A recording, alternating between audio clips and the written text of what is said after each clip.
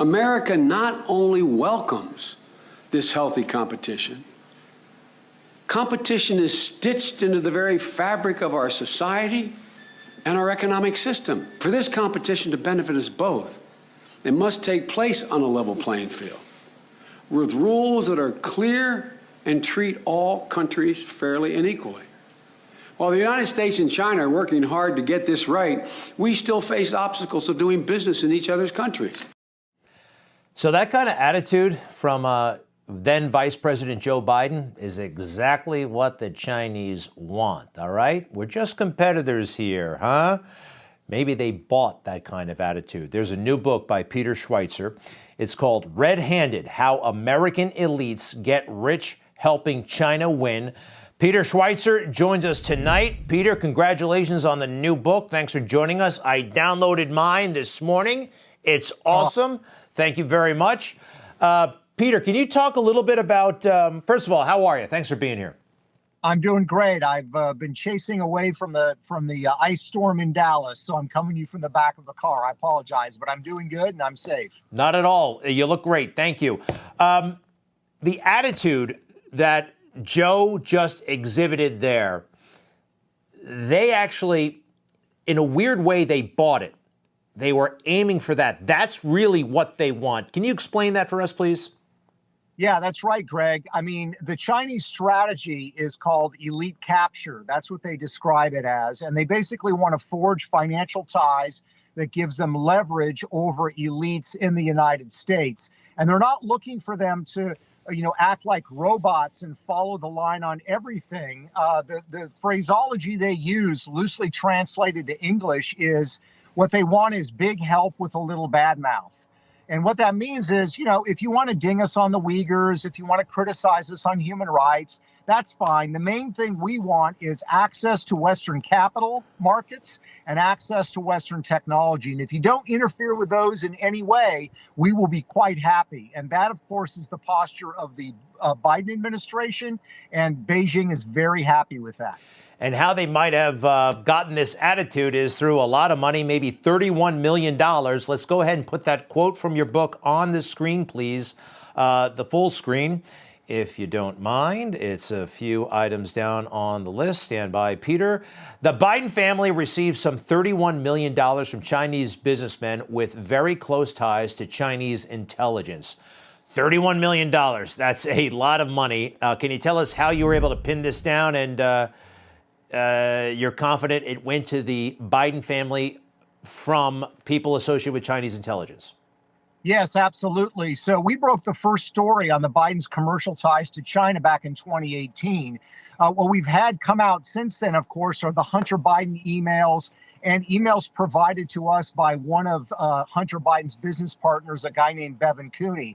So what we wanted to do is look at the amount of those deals reflected in the emails. And we also, Greg, wanted to find out who actually opened the doors that made these deals happen. As my kids would say, who made it rain for the Bidens? And what we found was some $31 million. Those are the deals that we know of. And we looked at who made them happen. So one of the gentlemen that made it happen is a guy named Che Feng, a businessman. At the same time, he is hooking up Hunter Biden and the Biden family.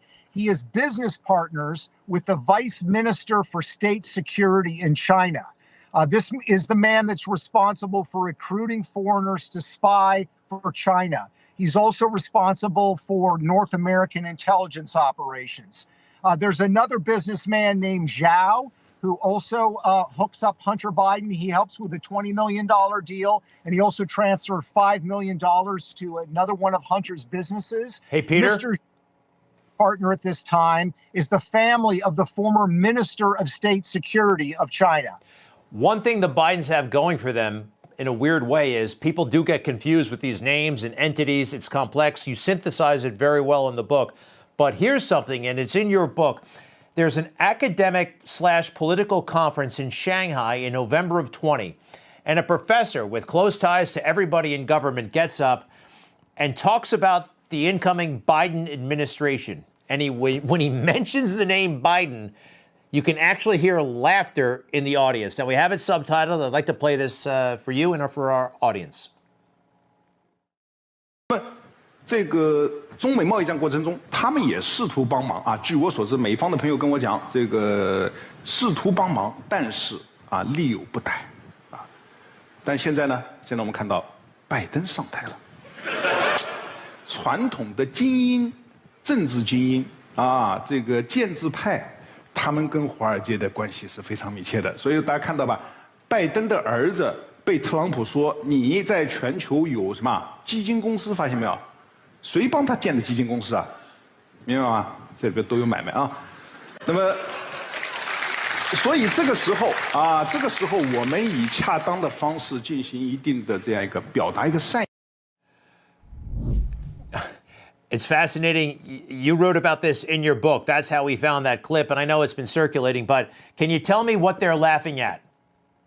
Yeah, the speaker is talking about U.S.-Chinese relationships and how they're going to change going from Donald Trump, who, of course, took a very firm approach to Beijing, and how it's going to shift under Biden. And he talks about the fact that, there's been a little bit of discussion about the Biden's commercial deals in China. I wonder who helped make those happen.